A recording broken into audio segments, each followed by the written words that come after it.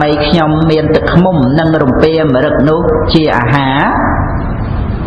កាលបើមិនមានអាហារទេសរីរៈរបស់ស្វាមីខ្ញុំនោះនឹងទ្រាំទ្រមិនបានក្នុងថ្ងៃនេះដោយពិតតទៅទៀតនេះគឺជាពាក្យឆ្លើយឆ្លងរបស់អសលហើយនឹងព្រះនាងសម្ពលាចឹងណាអសលពោលថាម្នាលនាងសម្ពលានាងធ្វើនៅការមូលមិត្តនិងបរិជ្ជបុត្រដែលប្រឈួនក្តៅក្រហាយមានរោគប៉ះពាល់នៅក្នុងព្រៃនោះធ្វើអ្វីខ្ញុំសូមជាផុសស្ដាររបស់នាងណាស្រឡាញ់គេហើយហ្នឹងណាដឹងតែគេមានប្តីហើយហ្នឹងណាបច្ចេកគេថាទៅណេបនិតជាមួយប្តីឈឺនឹងធ្វើអីណា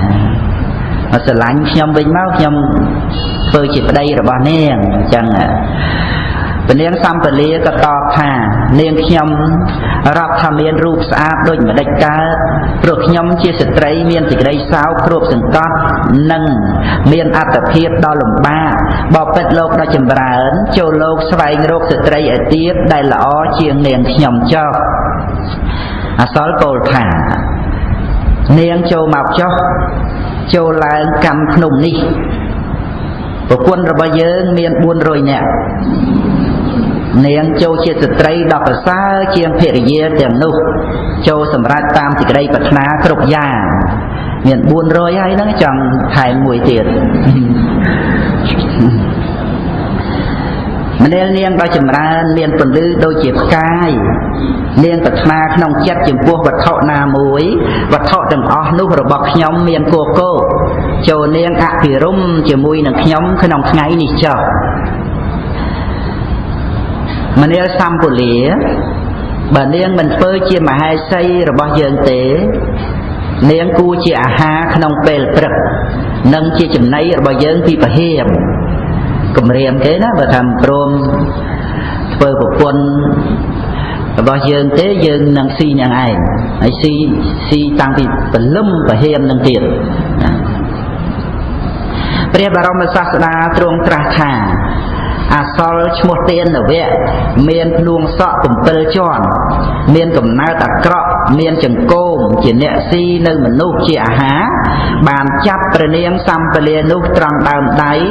ដែលមិនឃើញនៅទីពឹងក្នុងព្រៃព្រះនាងសម្ពលាដែលបីសាចអាក្រក់មានភ្នែកប្រកបដោយអមិសៈទ្រពសង្កត់ណាកប់ដោយអមិសៈគ្របសង្កត់ហ្នឹងគឺលេះលោះណាជាលេះលោះព្រោះត្រូវគេលេះគ្របសង្កត់ណាព្រះនាងសម្ពលាជាស្ត្រីលុះនៅក្នុងអំណាចនៃសត្រូវហើយក៏សោកសៅរកតែស្វាមីថានឹងព្រះអង្គទ្រង់ត្រាស់សម្ដែងណាទាំងព្រះរាមាភិ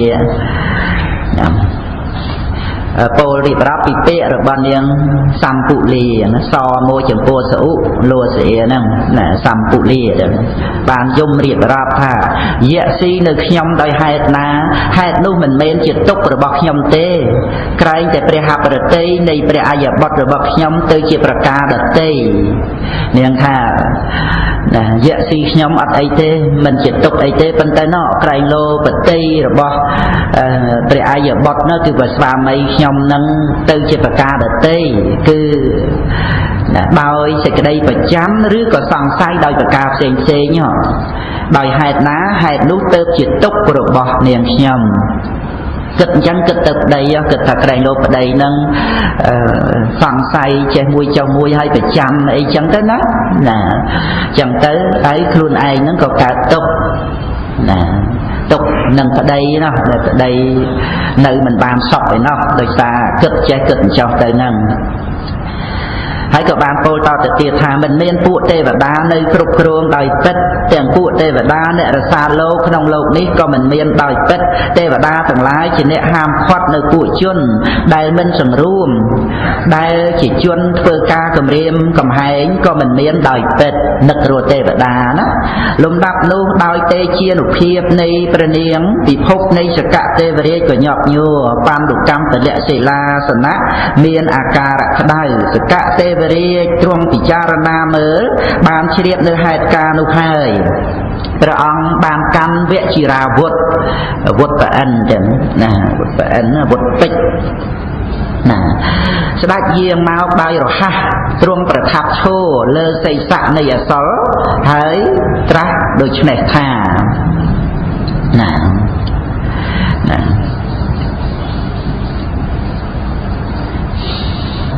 តែអិនណាតែអិនបានពោលមកឈរនៅលើអាកាសចំពីលើសីស័កអសលហ្នឹងអំពោលថាស្ត្រីនេះជាស្ត្រីមានយសជាស្ត្រីប្រសើរជាងស្ត្រីទាំងឡាយជាស្ត្រីស្ងប់ស្ងៀមមានកិរិយាដ៏ស្មើមានតែជះរុងរឿងដូចជាភ្លើងបើអ្នកឯងស៊ីនៅពនាងនេះក្បាលអ្នកឯងនឹងបែកជា7ភាគមិនខានអ្នកឯងចូលកុំធ្វើឲ្យពនាងសម្ពលាក្តៅក្រហាយជាទុកឡើយអ្នកឯងចូលលេងពនាងទៅព្រោះពនាងសម្ពលាជាស្ត្រីគោរពប្តីអសលស្ដាប់ពាក្យរបស់ព្រះអិនហើយទៅលេងព្រះនាងសម្ពុលាសកទេវរាជទ្រង់ព្រះតម្រេះថាអសលនេះប្រកបជាធ្វើដូច្នេះទៀតទៅទ្រង់ចងនៅអសលនោះដោយចំណងទឹកយកទៅដល់ភ្នំទី3ទៅលេងឲ្យនៅទីនោះដើម្បីកុំឲ្យមកវិញរួចហើយទ្រង់ប្រទានឱវាទដល់ព្រះនាងសម្ពុលាដោយអបមាទធម៌កុំឲ្យនាងនឹងប្រមាទណាហើយទៅស្ដេចយាងទៅកម្មស្ថានរបស់ព្រះអង្គវិញទៅចំណែកព្រះនាងសម្ពុលារាជธิដាកាលដែលព្រះអាទិត្យអស់ស្ដង់គត់ហើយក៏បានយាត្រាដោយប្រញាប់ដល់អាស្រមបទដោយពន្លឺព្រះច័ន្ទព្រះបរមសាស្តាកាលដែលព្រះអង្គទ្រង់ប្រកាសនៅសេចក្តីនោះបានត្រាស់ព្រះគាថា8គាថាដែលមានសេចក្តីថាព្រះនាងសម្ពលាលុះបានរួចអំពីអសលស៊ីមនុស្សហើយក៏បានត្រឡប់មកកាន់អាស្រមវត្តវិញដូចជាមេបាក់សីបែកខ្ញែកកូនហើរមកកាន់ទ្រនំឬក៏ដូចជាមេគោមកកាន់លំនៅដែលមានកូនតូចទៅបាត់ហើយដូច្នោះឯងគឺមកដល់ស្ងាត់ហ្មងចឹងស្ងាត់ណាបាត់ប្របាទសោតសេនទៅបាត់សោតសេនហ្នឹងវាយកទៅគិតសង្ស័យដូចនាងសម្ពលាគិតចឹងមិនដឹងថានាងនឹងទៅត្រូវរើជាមួយបរោះណាហើយនាំគេមកបហាយើងក៏មិនដឹងអញ្ចឹងមានតែយើងពួនសិនណាគិតអញ្ចឹងណាហើយព្រះនាងសម្ពលាដឹងណាដឹងតែបាត់អញ្ញូមកក៏គិតអញ្ចឹងហើយបើខ្លួនឯងងាប់ទៅវាមិនអីទេយៈស៊ីទៅប៉ុន្តែគិតដល់ទីក្តីទុករបស់ប្តីណាបាត់ខ្លួនឯងទៅព្រះអង្គមិនមែនគិតថានរណាចាប់ស៊ីវាគិតថាពនាងនឹងឯងបោះបង់ខ្លួនឯងចោលធុញទ្រាន់នឹងបំរើអីចឹងទៅណានាងនឹងគិតដឹងអញ្ចឹងហើយចឹងហើយព្រះអង្គនឹងចឹងមែនចឹងអត់គិតថានាងនឹងមានទុកមានភ័យលំបាកអីទេគិតអញ្ចឹងទៅអាហ្នឹងទៅនៅលើគិតណាគិតនឹងវាចំរឿងហ្នឹងកើតឡើងអញ្ចឹងទៅបើនៅអញ្ចឹងដូចយើងគិតរឿងនេះរឿងនោះអីចឹងចិត្តគិតដែលឈ្មោះថាចិត្តហ្នឹងអត្តគិតចឹងក្នុងមួយថ្ងៃហ្នឹងសភាវៈធម៌ដែលគិតហ្នឹងច្រើនក្រៃលែងជាទីបំផុតណាឃើញហើយគិតឮហើយគិតធំក្លិនដឹងរសដឹងផុតភពៈហើយគិតណាឬក៏គិតរឿងផ្សេងទៀតរឿងអតីតរឿងអនាគតគិតចេះគិតអញ្ចឹងរួចទៅកម្មភ័យទៅកើតទុកទៅអីចឹងទៅរួយបារម្ភទៅឬក៏គិតហើយជាកុសលក៏មានទោះជាគិតជាកុសលក៏ដោយគិតជាអកុសលក៏ដោយគឺគ្រាន់តែជាធម្មៈតែប៉ុណ្ណោះដែលកើតហើយរលត់ទៅអត់មាននៅជាទូខ្លួនយើងទេអាការគិតសភាពគិតហ្នឹងណាហើយក៏អត់មានខ្លួនយើងអីផ្សេងទៅទៀតដែរជីវិតប្រព្រឹត្តទៅដោយក្រសែងនៃចិត្តតគ្នាចឹងឯងតែអស់ចិត្តទៅងាប់ណាដោយសារការអស់ចិត្តហ្នឹងមិនមែនអស់យើងទេងាប់មកណាហើយបន្តទៅទៀតព្រះនាងសម្ពលារាជបុត្រីនោះជាស្ត្រីមានយសកាលដែលមិនឃើញព្រះស្វាមីដែលជាទីពឹងរបស់ខ្លួនក្នុងព្រៃក៏មានដួងព្រះនេត្រាស្រទន់ស្រវាំងដោយកម្ដៅនៃសេចក្តីសោកទ្រង់ព្រះកំសែងក្បែរអាស្រមនោះថាដឹងហើយដឹងព្រះកំសែងណាពេលរាជសព្ទណាយមរៀបរាប់បរិទេវៈបរិទេវនាការខ្ញុំមិនឃើញព្រះរាជបុត្រខ្ញុំសូមថ្វាយបង្គំដល់ពួកសមណព្រាហ្មណ៍និងឥសីទាំងឡាយដែលមានការប្រព្រឹត្តបរិបូរណ៍ខ្ញុំសូមដល់នៅលោកជាទីពឹង ខ្ញុំមិនឃើញព្រះរាជបុត្រខ្ញុំសូមថ្វាយបង្គំនៅពួកសីហៈខ្លាធំនិងពួកមរឹកដតីក្នុងព្រៃខ្ញុំសូមដល់នៅលោកជាទីពឹងបាត់ក្តីចិត្តដើររੂភ័យពេកចិត្តពឹងណាពឹងខ្លាពឹងដំរីអីក៏ពឹងទៅឲ្យតែប្រាប់តែប្តីខ្ញុំនៅឯណាអញ្ចឹងណារត់ជាឆ្លេជាឆ្លាពេញយ៉ាងហ្នឹងឯងរੂប្តីឯនោះឃើញម៉ែសីចឹងទៅនៅសងំពួនចឹងទៅនោះយំសោករោគសមណៈព្រាមអីសពគ្រប់ហើយបន់ស្រន់ទេវតាអីទៅភ័យបន់ណាទេវតាអាស្រ័យនឹងដើមឈើអាស្រ័យនឹងស្មៅអាស្រ័យនឹងអីហ្នឹងខ្ញុំមិនឃើញព្រះរាជបុត្រខ្ញុំសូមថ្វាយបង្គំនៅរបៀបផ្កាយក្នុងរាត្រីដែលមានពណ៌ដូចជាការរាជព្រឹកខ្ញុំសូមដល់នៅលោកជាទីពឹងខ្ញុំមិនឃើញព្រះរាជបុត្រខ្ញុំសូមថ្វាយបង្គំស្មៅវោឈើជាអសត់ភ្នំនិងព្រៃទាំងឡាយខ្ញុំសូមដល់លោកជាទីពឹងខ្ញុំមិនឃើញព្រះរាជបុត្រខ្ញុំសូមថ្វាយបង្គំនៅស្ទឹងឈ្មោះភកិរស័យជាទីទទួលដោយស្ទឹងទាំងឡាយដែលហូរមកខ្ញុំសូមដល់នៅលោកជាទីពឹងខ្ញុំមិនឃើញព្រះរាជបុត្រខ្ញុំសូមថ្វាយបង្គំនៅភ្នំហែមពៀនជាស្ដេចភ្នំដ៏ប្រសើរខ្ញុំសូមដល់នៅលោកជាទីពឹងតើព្រះរាជបុត្របាត់ទៅណាក្នុងអត្ថកថាលោករៀបរាប់ចឹង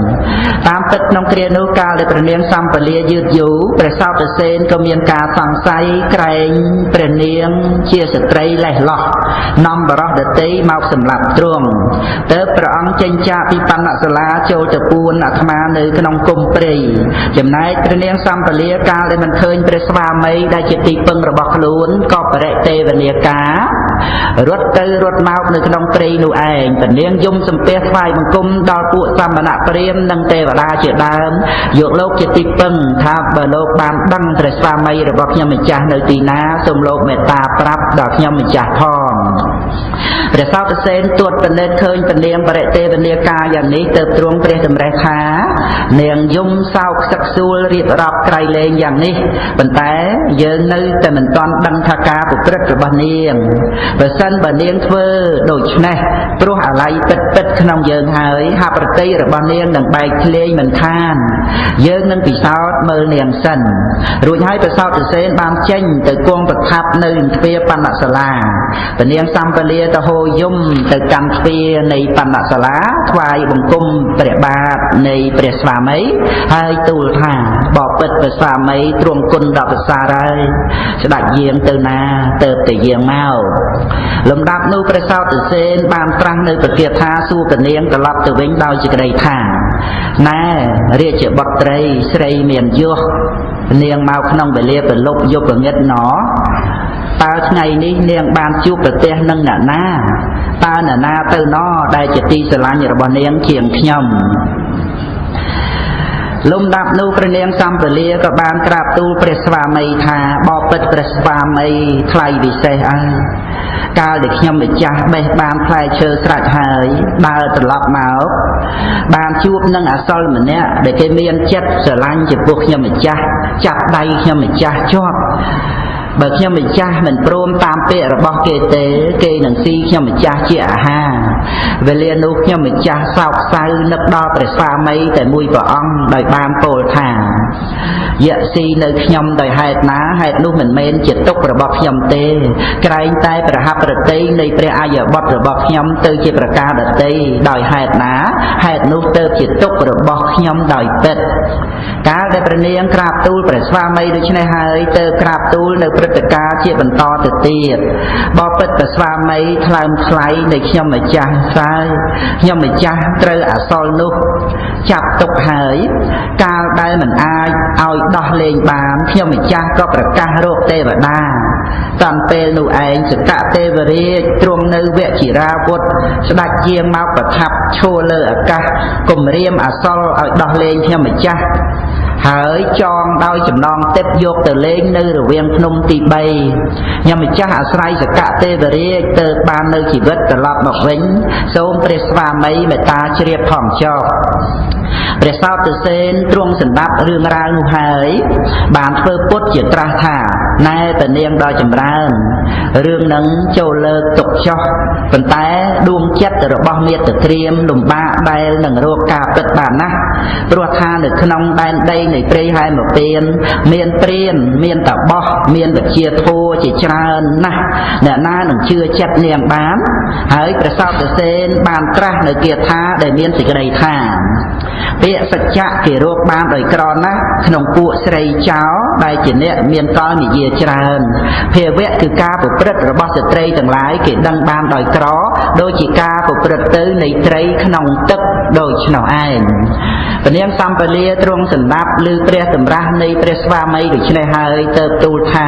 បបិទ្ធព្រះស្វាមីខ្ញុំម្ចាស់នឹងព្យាបាលព្រះរោគរបស់ព្រះអង្គដែលទ្រង់មិនជឿខ្ញុំម្ចាស់គឺខ្ញុំម្ចាស់នឹងប្រកាសនៅពេលពិតព្រះនាងមានព្រះសវនីហើយស្រេចក៏បានយកក្អមទៅដងទឹកមកចាក់ស្រោចលើបសិស័កនៃព្រះស្វាមី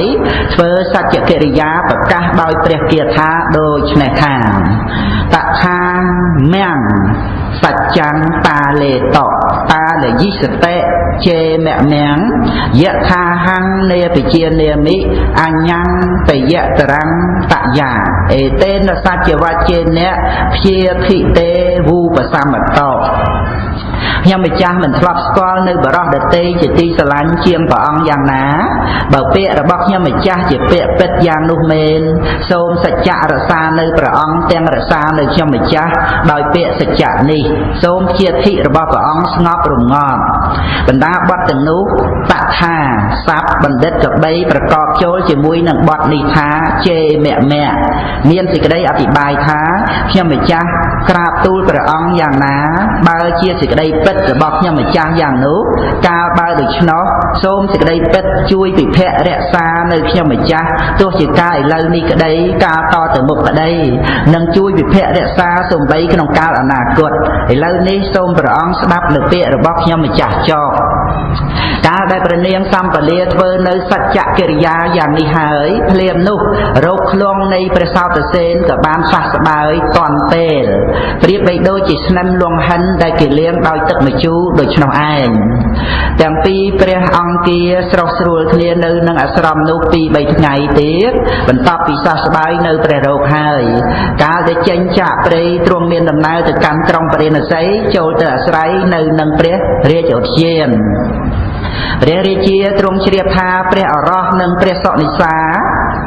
សុនិសាកូនប្រសាស្រីណាព្រះបរមពុរិស័ទជាព្រះរាជានឹងបានជ្រាបថាព្រះអរោះនិងព្រះសុនិសា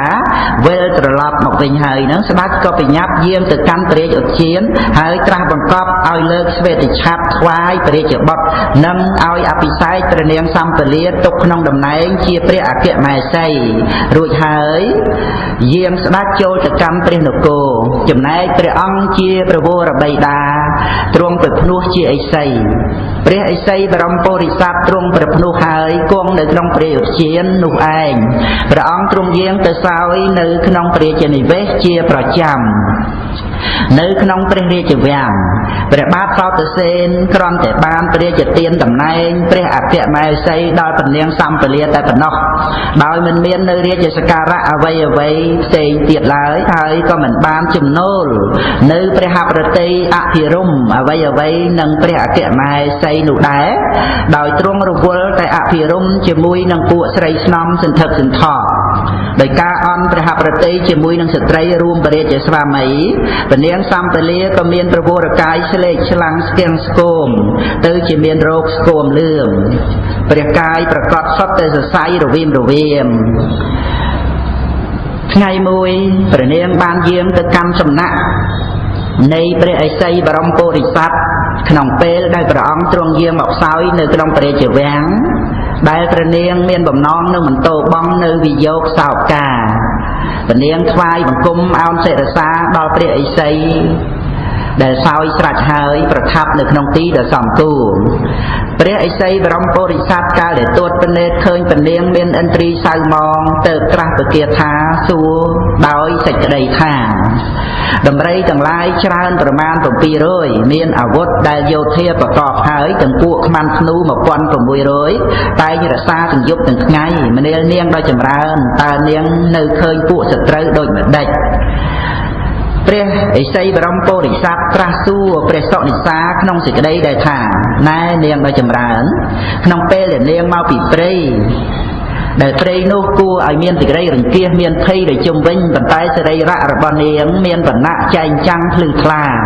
ឥឡូវនេះប្រែទៅជាស្ទាំងស្គមស្លេកស្លាំងទាំងសម្បុរហាក់ដូចជាកើតរោគស្គមលឿងនាងមានតន្ត្រីសៅម៉ងដល់ក្រៃលែងតែនាងភ័យខ្លាចក្នុងរឿងអ្វីព្រះនាងសម្ពលាបានស្ដាប់នៅព្រះតម្រាស់នៃព្រះឥសីហើយក៏បានក្រាបទូលថាបបិទ្ធព្រះរាជាបិតាព្រោះព្រះរាជបុត្ររបស់ព្រះអង្គទ្រង់មិនករណាដល់ខ្ញុំម្ចាស់ដោយក្នុងកាលមុនឡើយព្រះនាងបានពោលគាថា5គាថាក្រាបទូលព្រះឥសីដែលមានសេចក្តីដូចតទៅព្រះស្វាមីឃើញពួកស្រីស្នំដែលតាក់តែងកាយមានសម្បុរស្បែកល្អដូចជាស្រទាប់ផ្កាឈូកមានចង្កេះរាវមានសម្លេងដូចហង្សទ្រង់ព្រះសម្ដាប់នៅចម្រៀងនិងប្រគំដែលគេគួររាប់របស់ស្ត្រីស្នំទាំងនោះបបិទ្ធបិតាឥឡូវនេះព្រះស្វាមីរបស់ខ្ញុំម្ចាស់មិនប្រព្រឹត្តនៅរោគខ្ញុំម្ចាស់ដោយកាលមុននោះឡើយបបិទ្ធបិតាពួកស្នំនារីមានរូបល្អត្រួតត្រងនៅប្រដាប់សម្រាប់រឹតដោះជារបស់ធ្វើអំពីមាសតាក់តែងខ្លួនពិសេសណាស់ជាស្រីមនុស្សប៉ុន្តែហាក់ដូចជាទេពអប្សរជាទីត្រេកអរនៃព្រះរាជាព្រះនាមសោតសេនពួកនាងទាំងនោះមានរាងកាយតេះដៀលមិនបានឡើយជាខប្បយៈកញ្ញាតែងប្រឡូមនៅព្រះរាជានោះបបិទ្ធព្រះរាជាបិតាប្រសិនបើឲ្យខ្ញុំម្ចាស់ចិញ្ចឹមព្រះស្វាមីដោយការស្វែងរកផ្លែឈើក្នុងព្រៃដូចក្នុងកាលមុននោះទៀតហើយព្រះស្វាមីក៏បីរាប់អានខ្ញុំម្ចាស់ទាំងមិនមើលងាយខ្ញុំម្ចាស់ទេខ្ញុំម្ចាស់សុខចិត្តណាស់នៅក្នុងព្រៃនោះពិតជាប្រសើរសម្រាប់ខ្ញុំម្ចាស់ជាងរាជសម្បត្តិនៅក្នុងក្រុងពរាណសីនេះនារីណាកើតនៅក្នុងតកូលស្រុកស្ដំមានបាយនិងទឹកបរិបូរណ៍ដែលគេចាត់ចែងល្អហើយជាស្ត្រីមានគ្រឿងប្រដាប់ដ៏ស្អាតពិសេសតាក់តែងខ្លួនប្រកបដោយអង្គគ្រប់យ៉ាងតែមិនជាទីស្រឡាញ់របស់ប្តីការសម្លាប់ខ្លួនឲ្យស្លាប់របស់នារីនោះប្រសើរជាងការរស់នៅជាករិវៈនោះទៅទៀតនេះពាក្យរបស់សម្ពលាទេណាប្រពុតមិនបានឲ្យយើងទៅសម្លាប់ខ្លួនទេណាហ្នឹងហើយឲ្យមានធัวជាទីពឹងឲ្យដឹងថាអ្វីសិតតែមិនទៀងសិតតែប្រែប្រួលណាប៉ុន្តែនាងសម្ពលានឹងរៀបរាប់អញ្ចឹងរៀបរាប់ថាប្រសិនបើដូចជាមុននៅក្នុងព្រៃបេះផ្លែឈើអីចឹងបំរើប្តីឲ្យតែប្តីស្រឡាញ់ហ្នឹងគឺខ្ញុំម្ចាស់សុខចិត្តនៅព្រៃប្រយោជន៍អីដោយរាជសម្បត្តិយ៉ាងនេះនោះណាបានការតាក់តែងល្អមានភាពស្ដុកស្ដំប៉ុន្តែមិនជាទីស្រឡាញ់របស់ប្តីទេងាប់ទៅប្រសើរជាងពាក្យនាងហ្នឹងថាអញ្ចឹងណាបើស្ត្រីណាតល់ក្រកំព្រាមិនមានគ្រឿងប្រដាប់មានតែកន្ទេលជាគ្នាគម្រប់ពីរក៏ប៉ុន្តែជាទីស្រឡាញ់របស់ប្តីស្ត្រីនោះពិតជាប្រសើរជាងស្ត្រីដែលប្រកបទៅដោយអង្គគ្រប់យ៉ាងតែមិនជាទីស្រឡាញ់របស់ប្តីកាលដែលព្រះនាងសម្ពលាក្រាបទូលខេត្តដែលនាំឲ្យខ្លួនស្គមស្គាំងស្លេកស្លាំងដល់ព្រះឥសីបរមពោធិសត្វដូច្នេះហើយព្រះឥសីជាបិតាបានត្រាស់បង្គាប់ឲ្យយាងព្រះរាជាមកកាលដែលព្រះរាជាស្ដេចយាងមកហើយព្រះឥសីទ្រង់ប្រកបដោយសេចក្តីករុណាត្រាស់ប្រទានឱវាទរំលឹកព្រះរាជាដូច្នេះថាណែសោតសេនបុត្របិតាកាលដែលបុត្រមានរោគឃ្លង់ចូលទៅនៅក្នុងព្រៃព្រះនាងសម្ពលាបានទៅតាមប្រណិប័តបំរើរហូតដល់តែរោគរបស់បុត្របានសះស្បើយដោយកម្លាំងនៃសេចក្តីស្មោះត្រង់និងការប្រកាសពាក្យពិតរបស់ខ្លួនក៏ការដែលជួយឲ្យបុត្របានតាំងនៅក្នុងរាជសម្បត្តិផងទៀតប៉ុន្តែបុត្របែរទៅជាមិនយកចិត្តទុកដាក់ចំពោះព្រះនាងវិញឡើយបុត្រធ្វើនេះមិនសមគួរទេណែបុត្រការបន្ទុះសរាយមិត្តនោះគឺជាបាបណាបុត្រកាលដែលព្រះឥសីទ្រង់ព្រះរាជទាននៅព្រះឱវាទជាបន្តដល់ព្រះរាជបុត្រទៅត្រាស់នៅព្រះគាថាដូចនេះថាសតុលៈភេដ្ឋីបរិសស្សៈយាហេតាផតតិដ្ឋិយាតុលភោយោហេតោចៈហេតាចៈទេសីលវតីភរិយាចនិន្ទៈធម្មញ្ចរៈសម្ពុលាយៈ ភរិយាណាដែលមានគុណទំនុកបំរុងដល់បរិសជាស្វាមីភរិយានោះគឺជាស្ត្រីដែលគេរកបានដោយក្រក្រៃលែងឯផស្តាដែលមានគុណទំនុកបំរុងដល់ស្ត្រីជាភរិយាក៏រកបានដោយក្រក្រៃលែងដូចគ្នាដែរមនាលបុត្រជាធំជាងជនមហេសីរបស់បុត្រជាអ្នកមានគុណទំនុកបំរុងដល់បុត្រផងជាស្ត្រីមានសិលផងដូច្នេះបុត្រត្រូវប្រព្រឹត្តធម៌ចំពោះព្រះនាងសម្ពុលាក្នុងព្រះគាថានេះមានសេចក្តីអធិប្បាយថាស្ត្រីដែលមានគុណទំនុកបំរុងមានចិត្តទន់ភ្លន់និងអើពើអាណិតអាសូរដល់បរិសជាស្វាមីក្តីបរិសដែលជាស្វាមីមានការទំនុកបំរុងដឹងគុណគឺសេចក្តីល្អដែលស្ត្រីជាភរិយាបានធ្វើមកលើខ្លួនហើយក្តីទាំងពីរចម្ពោះនេះរកបានដោយក្រក្រៃលែងចំពោះព្រះនាងសម្ពលានេះមានគុណទំនុកបំរុងដល់បុត្រផងដល់ព្រមដោយសិលផងព្រោះដូច្នោះបុត្រត្រូវប្រព្រឹត្តធម៌ចំពោះព្រះនាងត្រូវចេះនឹករលឹកដល់គុណរបស់ព្រះនាងហើយក៏បីមានចិត្តទន់ភ្លន់ញ៉ាំងចិត្តរបស់ព្រះនាងឲ្យស្រស់បោះឡើងព្រះរាជឥសីទ្រង់ប្រទានព្រះអាវាទដល់ព្រះរាជបុត្រយ៉ាងនេះហើយក៏បានក្រោកឡើងយាងទៅកាន់ព្រះឧទ្យានកាលដែលព្រះរាជឥសីជាព្រះជនកស្ដេចយាងទៅហើយព្រះបាទសោតសេនណាទៅឃ្លាតចុះណាព្រះរាជឥសីទ្រង់ប្រទានព្រះឱវាទដល់ព្រះរាជបុត្រយ៉ាងនេះហើយក៏បានក្រោកឡើងយាងទៅកាន់ព្រះឧទ្យានកាលដែលព្រះរាជឥសីជាព្រះជនកស្ដេចយាងទៅហើយព្រះបាទសោតសេនបានត្រាស់បង្គាប់ឲ្យព្រះនាងសម្ពលាចូលគាល់ហើយក៏ត្រាស់ថាណែនាងដល់ចម្រើននាងចូលអត់ទោសដល់យើងដែលបានធ្វើខុសអស់កាលរហូតមកមានប្រមាណប៉ុណ្ណេះចាប់តាំងពីថ្ងៃនេះទៅយើងនឹងប្រគល់នៅអិសរិយយសដល់នាងទាំងអស់រួចហើយក៏ទ្រង់ត្រាស់នៅប្រទាថាជាចុងក្រោយដូច្នេះថាសច្ចេតវੰវិបលេអន្តភោកេអិសាវតនាមរណងឧបេតេអហញ្ចតេផតតេអ៊ីមារាជកញ្ញាសัพពេវៈតេវជនករាភវេមេតេប្រសិនបើនាងសម្ពលាមានភោគៈបានហើយដល់ច្រើនហើយអាចដើម្បីនឹងឆ្លងផុតអំពីការហួងហែងច្រណែនដែលគ្របសង្កត់រហូតដល់ទៅចិត្តឲ្យពនាងដល់នៅមរណភាពដូច្នេះយើងនឹងពួករាជកញ្ញាទាំងអស់នេះនឹងធ្វើតាមពាក្យរបស់នាងណាបាទសោតសេននឹងថាសុំទោសអ្វីៗគ្រប់យ៉ាងដែលបានប្រព្រឹត្តកន្លងមកហ្នឹងវាជាកំហុសខុសស្គមឆ្គងដោយពិតហើយប្រសិនបើពនាងសម្ពលាបាននៅអ្វីគ្រប់យ៉ាងទាំងអស់ហើយអាចរួចផុតអំពីការក្តៅក្រហាយចិត្តចំណែកនេះអ៊ីសាវតនានេះមរណងឧបេតេនេះការចំណែនដៅក្រហាយគ្របសង្កត់រហូតដល់ទៅចិត្តស្លាប់នេះប្រសិនបើនាងបានរួចផុតអំពីសភាពទាំងអស់ហ្នឹងដោយបាននៅអ្វីក្នុងរាជសម្បត្តិហ្នឹងអញ្ចឹងគឺថាយើងជាព្រះរាជាព្រមទាំងព្រះរាជកញ្ញាទាំងអស់ហ្នឹងគឺថានឹងព្រមធ្វើតាមពាក្យរបស់នាងគ្រប់យ៉ាងទាំងអស់ណាព្រះរាជាប្រកាសអញ្ចឹងទាំងចាប់តាំងអំពីនោះមកទាំងពីរព្រះអង្គគាបានស្ថិតនៅក្នុងការព្រមព្រៀងគ្នាបំពេញបុណ្យកុសលមានទានជាដើមហើយស្ដេចក៏ទៅតាមយថាកម្មឯព្រះរាជឥសីធ្វើឈាននឹងអភិញ្ញាឲ្យកើតហើយក៏បានចូលទៅកាន់ព្រហ្មលោកព្រះបរមសាស្តាទ្រង់នាំពធទេសនានេះមកហើយទ្រង់ត្រាស់ថាមនាលភិក្ខុទាំងឡាយមិនមែនតែពេលនេះប៉ុណ្ណោះទេសូម្បីក្នុងជាតិមុនព្រះនាងម៉ាលិកាក៏គោរពចំពោះព្រះស្វាមីដោយគោរពទេវតាដែរ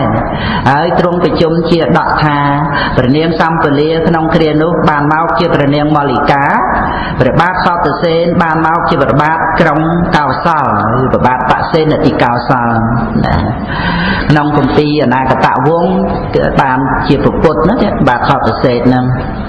ណាព្រះនាងម៉ាលិកាកន្សៃសារតិចណាព្រះឥសីជាព្រះរាជបិតាគឺបានមកជាតថាគតដូច្នេះឯង ចប់សម្ពលាជាដកទាំងសូមអនុមោទនីណានឹងសេចក្តីរឿងរ៉ាវនឹងយ៉ាងណាយើងគ្រាន់តែស្ដាប់ចឹងទៅព្រោះព្រះអង្គទ្រង់ត្រាស់សម្ដែងចឹងណាហើយយើងក៏បានដឹងពីសភាពដែលផ្លាស់ប្ដូរប្រែប្រួលមិនទៀងទាត់ណាទីបំផុតគឺយើងមានតែពធัวទេដែលជាទីពឹងចឹងអ្វីជាទីស្រឡាញ់ពេញចិត្តយ៉ាងណាវាតេតងនឹងបាបកម្មពីវិរិយអកុសលវិបាកអីនៃយើងគ្រប់គ្នានឹងត្រូវព្រាត់ត្រូវប្រាស់អីទាំងអស់ហ្នឹងអញ្ចឹងម្ល៉េះហើយយើងដឹងហើយដែលយើងធ្លាប់មានធ្លាប់បានមកទោះជាទីស្រឡាញ់ពេញចិត្តណាកូនជាទីស្រឡាញ់ភរិយាស្វាមីជាទីស្រឡាញ់មេត្តាបិតាអីហ្នឹងយ៉ាងណាក៏ត្រូវព្រាត់ប្រាស់ទៅទាំងអស់មិនយូរប៉ុន្មានយើងក៏ត្រូវស្លាប់ទៀតព្រាត់ប្រាស់ចាកភាពហ្នឹងទៅអញ្ចឹងបានថាមានអីក្រៅទៅពីការដឹងនៅធម្មៈដែលកំពុងប្រកបនេះដែលមិនមែនយើងតែប៉ុណ្ណោះឯងដើម្បីយើងទៅតាមស្នាមយុគលបាតចេញចាកអំពីលោករបស់មច្ចរាជនេះឯងទាំងទៅតាមព្រះសម្មាសម្ពុទ្ធអង្គដែលធ្វើឲ្យមច្ចរាជនឹងរកមើលយើងមិនឃើញនឹងបានដល់នៅអមតៈឋានណាចឹងណាអញ្ចឹងយើងបានសិក្សាពធតទៅទៀតនៅថ្ងៃ